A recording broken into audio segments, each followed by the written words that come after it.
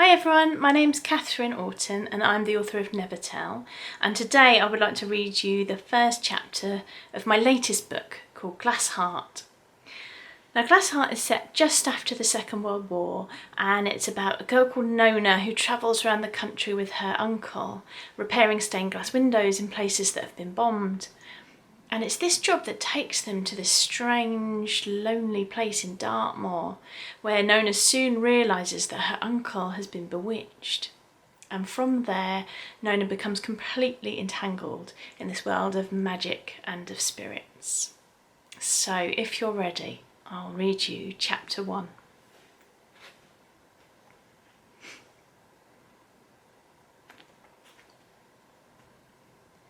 In the cold, still hours of night, when shadows swathed the wildwoods and most people were in bed, footsteps creaked on the landing near Nona's door.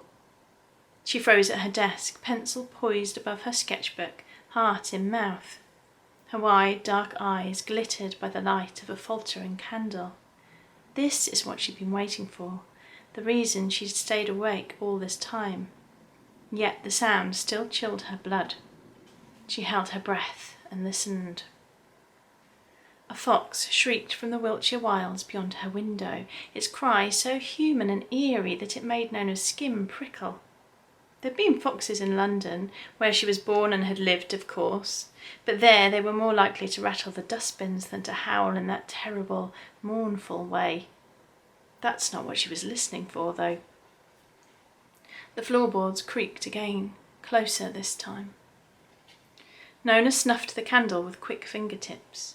The wick hissed and sent up the sharp smell of sulphur. Putting out lights was ingrained in her from the Blitz. It had been her task, aged 7, to run around their flat with her brother, plunging it into darkness, at the first notes of the air raid siren, the hum of a bomber's engine.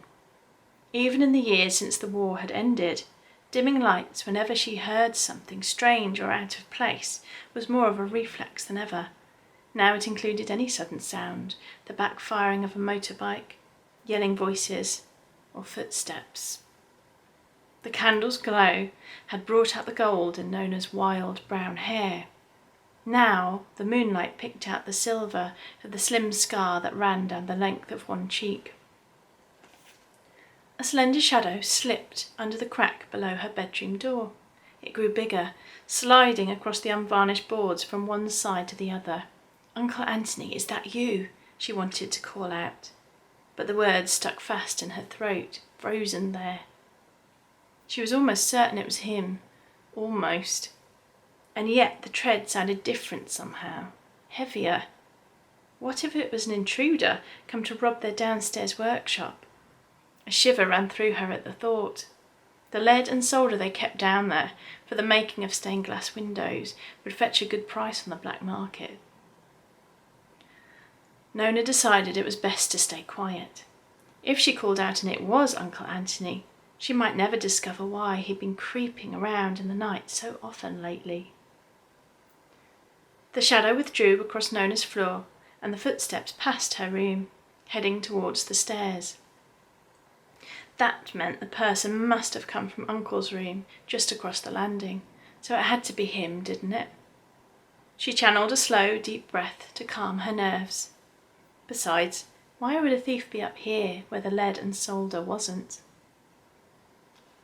Nona tucked the pencil behind one ear, eased herself silently out of her chair, and snuck towards the door. She was quick and light on her feet and knew where to tread to avoid making a noise. Of all the kids from her old building, she had been the best at tag whenever they played it on the common, practically unbeatable, aside from her brother, of course. But that cramped building in London and all those kids were gone now.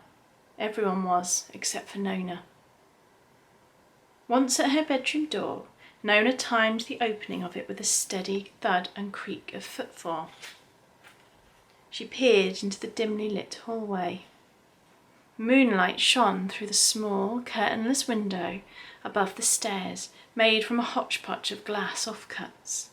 It cast the bare floorboards in reds, blues and greens. Even though Uncle Anthony had thrown it together from scraps, it was still beautiful. as if he couldn't help but be a master craftsman, even when using the broken bits that other people threw away. The light shifted. A figure slid beneath the colours. The sudden movement lodged the seed of a cry in Nona's throat, but it was Uncle all right. The rich shades glided over his skin, his clothes, before he came out the other side just at the foot of the stairs, turned a corner and was out of sight. Even from the way he walked, all hunched over, Nona could tell he wasn't his usual breezy self. He could only be in the grip of a dream, couldn't he? For as long as Nona had lived with Uncle Anthony, he'd been a terrible sleeper. It was the only time he talked about the war, during nightmares and sleep-laced Polish, his mother tongue, that were loud enough to wake Nona from her own. He'd been known to sleepwalk too, in his bumbling kind of way. Once she caught him downstairs in his nightgown trying to eat a candle. She'd taken it out of his hands and sent him upstairs to bed. But this? It wasn't the same. He strode with a purpose, a direction, as if he'd been called and had no choice but to go. The thought made her skin prickle. The night before last she was sure she'd heard him speaking to someone, but they lived alone, just him and Nona. Her heart pounded as she edged onto the landing. She couldn't get left behind. She couldn't risk him seeing her either. If he did, she might never find out what was going on. "Here we go then," she said to herself, rubbing the goose-pimpled skin of one arm. She started down the stairs, treading in unusual places on the boards in the hope of avoiding the creaky spots. The darkness deepened at the foot of the stairs. The sharp, warm smell of linseed oil flooded Nona's senses.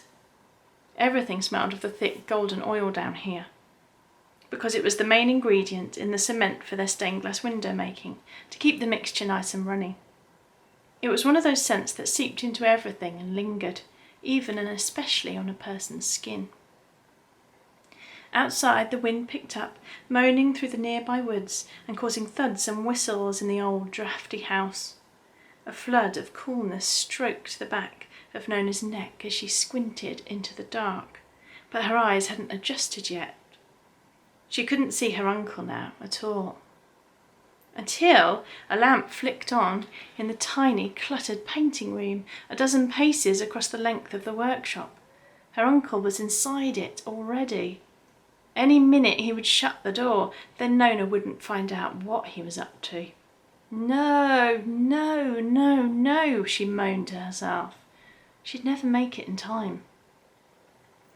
Nona set her jaw. She wasn't about to give up yet. Keeping close to the wall, she made a dash through the dark, straight for the tiny room. The wind moaned again and the house whistled as if in reply, the sounds flooding her ears as she sprinted.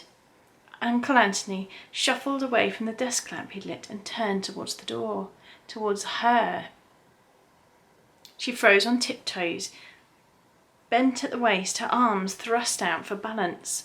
But he stared straight through her, unseeing, and pushed the door slowly to. Nona let out her breath and surged forwards again. The door was closing. The light from inside was soon nothing more than a sliver. Nona reached it the second the light winked out. She clawed at the jamb, but it slipped out of her fingers. The last segment slotted into its frame with a clunk. The key turned in the lock. That was that. She was too late. Nona clenched her fists and threw back her head in a silent howl of frustration. Then she crouched down, hugged her knees and thought. She tried not to focus on the darkness all around her, or how frightening Uncle's blank expression had been, how ill, almost trance-like he'd looked, or the fact that if anything happened to him, she'd be completely alone again. He was the only one who would take her in after the bomb destroyed her home and everyone in it. People in the village had grown tired of giving homes to dirt-ridden children from London by then. What with the earlier wave of evacuees? But Anthony Pilecki did. Perhaps it was his need for an apprentice that had driven him to take in the 7-year-old, as he'd casually told the nosier villagers. Or maybe the real truth was because he knew what it was like to be somewhere new and among strangers. or because he too had lost everything in the war, his family, his homeland, later his ability to fight, when his injury put him out of the Air Force for good. They weren't related, but it didn't matter. There was companionship in loss, and theirs made them as good as family. Nona was 11 now. They'd been inseparable for the last 4 years. And if Anthony ever decided to return to Poland, then they would go together, no question. Although that was unlikely, Nona knew. The country had been carved up by the victors of the war, Poland's own allies, including Britain. A betrayal Nona knew by the twist of his lips any time it came up that he felt bitterly.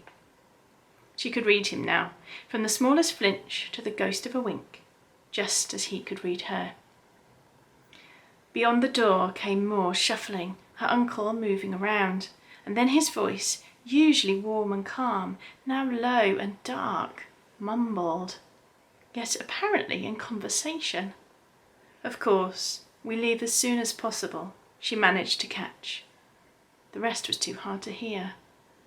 Nona's stomach flipped. Who could he possibly be speaking to? There wasn't another soul who lived in the house.